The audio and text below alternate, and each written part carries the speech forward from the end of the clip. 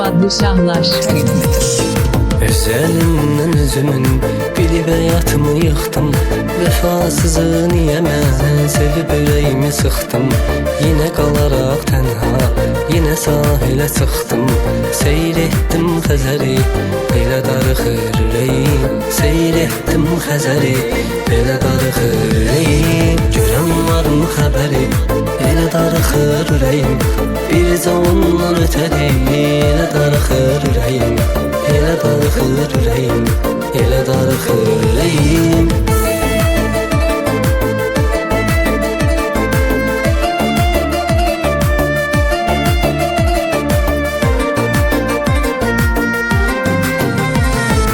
Getmə sözünü dostum, sən demə daha gedənə.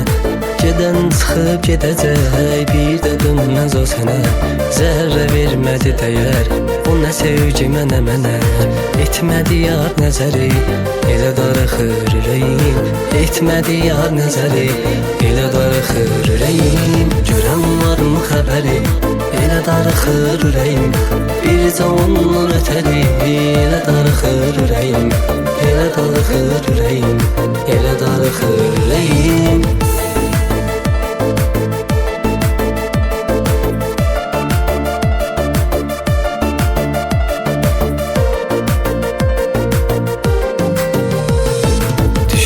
Düşmənə belə zülmü yetməz.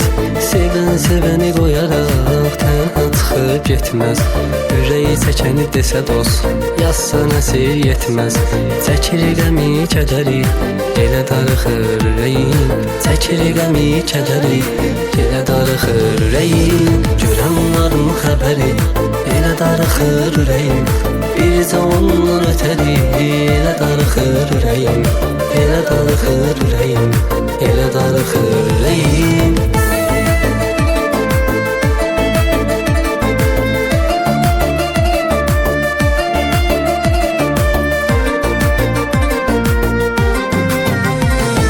Köksündəki yaralı ürək ümidlə yaşayır. Yoxdur edən ona bir kömək ümidlə yaşayır. Yazıq ürəyi mənə də tək ümidlə yaşayır.